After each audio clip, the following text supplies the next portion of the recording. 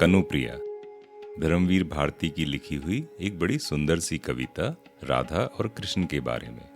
उस कविता का ये दूसरा हिस्सा है, मंजरी परिणय। यहाँ चित्रण है राधा और कृष्ण के प्रणय प्रसंग का। तो सुनते हैं।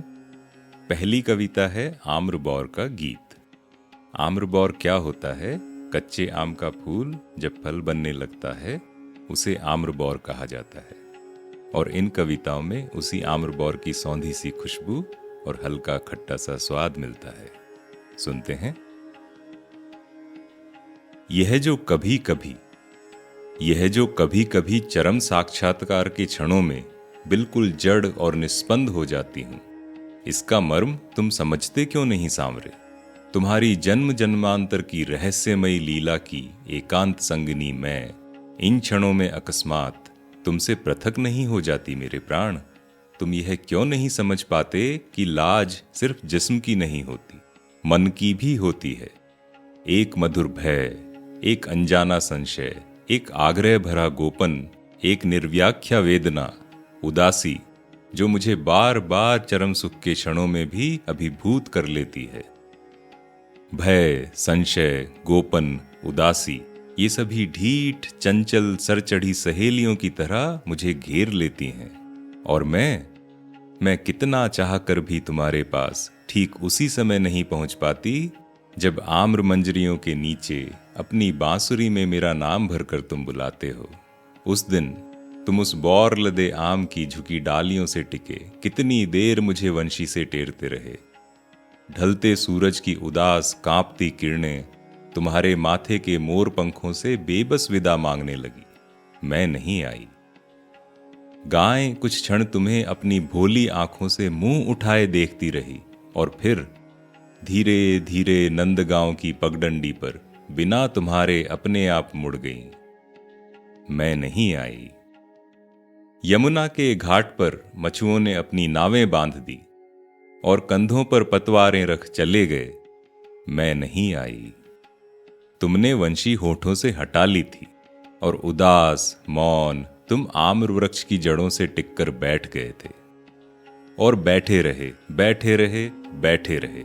मैं नहीं आई, नहीं आई, नहीं आई। तुम अंत में उठे, एक झुकी डाल पर खिला एक बौर तुमने तोड़ा और धीरे धीरे चल दिए। अनमने तुम्हारे पांव पगडंडी पर चल रहे थे, पर जानते हो तुम्हारे अनजान में ही तुम्हारी उंगलियां क्या कर रही थी? जानते हो अनजान में तुम्हारी उंगलियां क्या कर रही थी? वे उस आम्र मंजरी को चूर चूर कर श्यामल वन घासों में बिछी उस मांग सी उजली पगडंडी पर बिखेर रही थी। यहां शब्दों की सुंदरता और प्रतीक देखिए। वे उस आम्र मंजरी को चूर चूर कर श्यामल वन घासों में बिछी उस मांग सी उजली पगडंडी पर बिखेर रही थी। यह तुमने क्या किया प्रिय? क्या अपने अनजाने में ही उस आम्र के बौर से मेरी कुंवारी उजली पवित्र मांग भर रहे थे सांवरे? यह तुमने क्या किया प्रिय? पर मुझे देखो कि मैं उस समय भी तो माथा नीचा कर इस अलौकिक सुहाग से प्रदीप्त होकर माथे पर पल्ला डालकर झुककर तुम्हारी चरण धूलि लेकर तुम्हें प्रणाम करने नहीं आई, नहीं आई, नहीं आई। पर मेरे प्राण यह क्यों भूल जाते हो कि मैं वही बावली लड़की हूं ना, जो कदम्ब के नीचे बैठकर जब तुम पोई की जंगली लतरों के पके फलों को तोड़कर मसल कर उनकी लाली से मेरे पांवों को महावर रचने के लिए अपनी गोद में रखते हो, तो मैं लाज से धनुष की तरह दोहरी हो जाती हूं और अपने पांव पूरे बल से समेटकर खींच लेती हूं। अपनी दोनों बाहों में अपने घुटने कस मुंह फेर कर निश्चल बैठ जाती हूं। पर शाम को जब घर जाती हूं तो निभृत एकांत में दीपक के मंद आलोक में अपने उन्हीं चरणों को अपलक निहारती हूं, अपने उन्हीं चरणों को अपलक निहारती हूं। बावली सी उन्हें बार बार प्यार करती हूं। जल्दी जल्दी में अध बनी उन महावर की रेखाओं को चारों ओर देखकर धीमे से चूम लेती हूं। जल्दी जल्दी में अध बनी उन महावर की रेखाओं को चारों ओर देखकर धीमे से चूम लेती हूं।